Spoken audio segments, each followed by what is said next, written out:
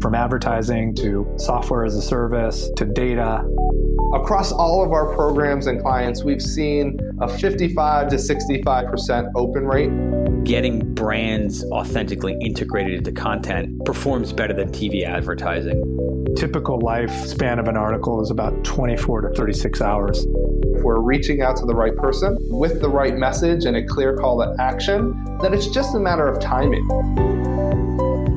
Welcome to the MarTech Podcast, and I Hear Everything production. In this podcast, you'll hear the stories of world-class marketers that use technology to drive business results and achieve career success. We'll unearth the real-world experiences of some of the brightest minds in the marketing and technology space so you can learn the tools, tips, and tricks they've learned along the way. Now here's the host of the MarTech Podcast, Benjamin Shapiro.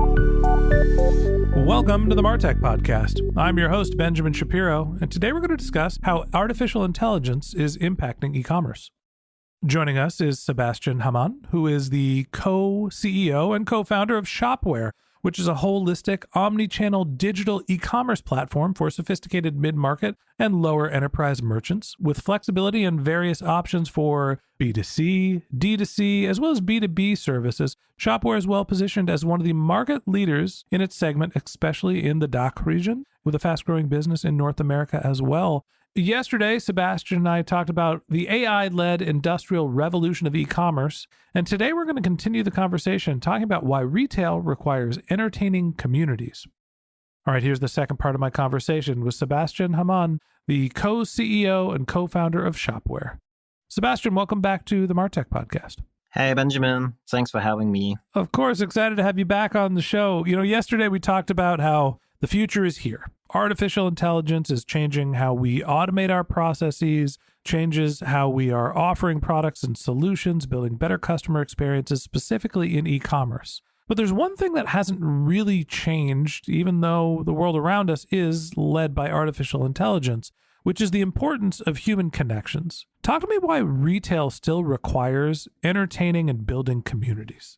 So I think we are in a kind of similarity where experiences, digital commerce experiences, shopping experiences are same looking. Sometimes you have the feeling where you only have to switch, let's say, the logo in the top line, and then everything is the same kind of thumbnail patterns and shopping and so on. It's very static, to be honest, right?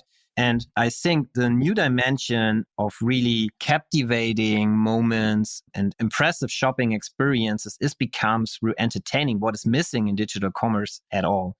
And this is also something I would say where the cards are getting reshuffled, where you then have the opportunity to differentiate. And what is also very important, as you might know, that especially in the digital commerce space, where you have sometimes the same products, then you have pricing, deliverable, and so on, and then it's hard to differentiate for you and to position. And especially in this case of entertaining, you can find new ways to spend time to create an experience that sticks in the mind of you and your customers to become a kind of stickiness again, where shoppers and people will remember you. And this is something what we at Shopware are focusing on, where you can expect a lot of things that are coming up in the near future. You mentioned that there's the static comparables in e-commerce. Most of the e-commerce world's on Shopify or on Amazon. Let's be honest. That's the two major portals where people are hosting their carts. And there's other providers that are out there, but the sites are going to look the same because the underlying infrastructure is basically the same for a lot of e-commerce brands. Now, you can design everything up and you can add bells and whistles, but the underlying e-commerce infrastructure is being normalized. So then if you have the same infrastructure, the sites look the same, now all of a sudden you're saying, all right, well, what are the variables people are going to consider? Price, product description, deliverability, warranty, right? Those things are easy to compare. You could put them in a table and pick one out of a hat based, you could build an algorithm to figure out which product is the best for you. But that's not how people shop. Often what gets people to buy is things like impulse, referrals, word of mouth, interest, excitement. So why is community specifically something that helps actually drive purchases as opposed to become a distraction for e-commerce businesses? Why does community really matter?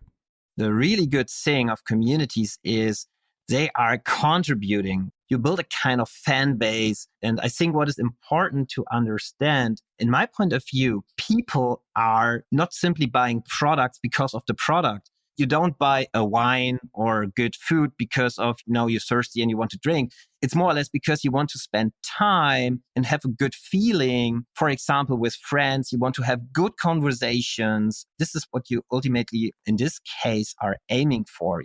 You want to have an experience with friends. You want to spend time. This is what is value for you. And especially with this mindset, if you then think about communities, you will have like-minded people who want to have this kind of experience, who want to share, who want to contribute.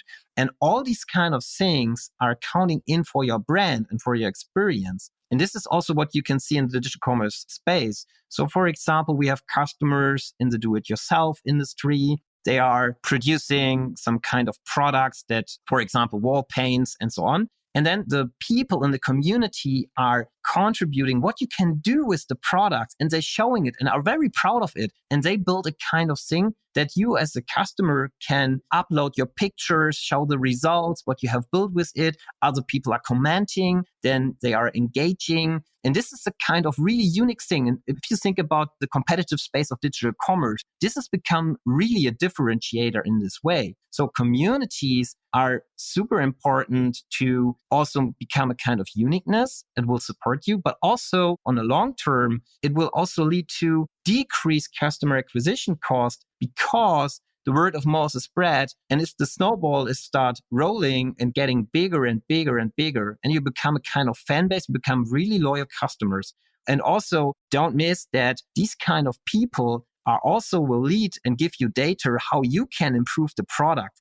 If you are a manufacturer, you will collect really cool insights and tips about how your product is used and how you can improve it. And in the digital commerce industry, sometimes you can find also examples where people are creating by themselves and contributing new products for your brand. So this makes a lot of sense to invest in community building and build a strategic password. Have you ever heard of a Birkin bag? Not really. I heard in the Jay-Z rap. I must have Googled it a couple of years ago. Birkin is a bag that sells for $9,000 to $15,000 retail. They're handbags, leather handbags. And some of the aftermarket sales are like $300,000 for like Hermes Birkin collaborations.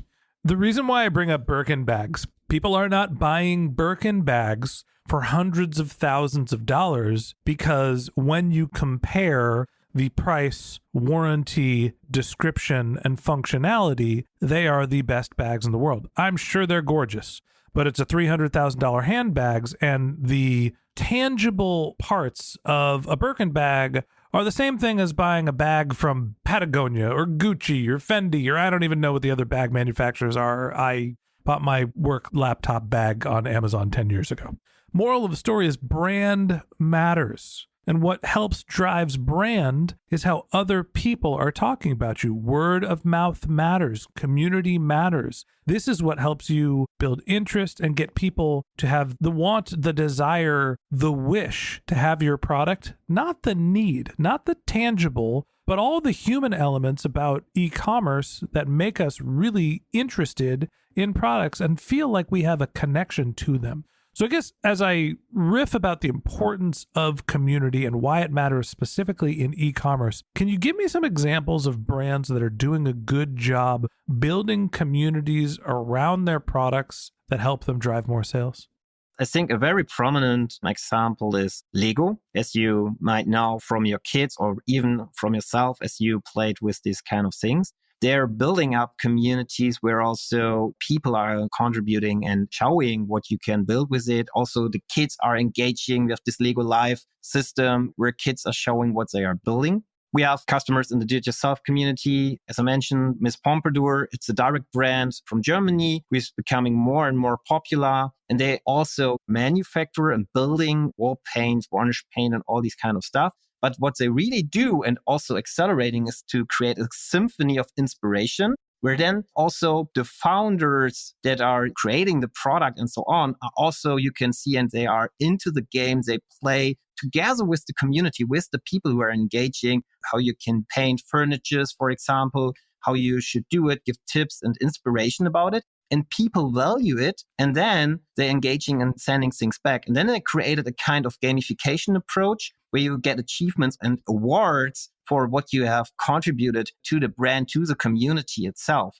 What is also very valuable to get. And then it goes even beyond that. They are going to create new dimensions of experiences and tools you can use. For example, a separate app where you then can try and get a more realistic feeling about how the room is looking with augmented things like you put your camera to and then you can see how the wall is painted in different colors or the furniture and so on. So they're really into the game. They're very authentic and collect even more feedback and use it to improve every day. There's a word you said that I feel like most people listening to this podcast might have passed over, and I think it's the most important thing you said in this episode. It's together.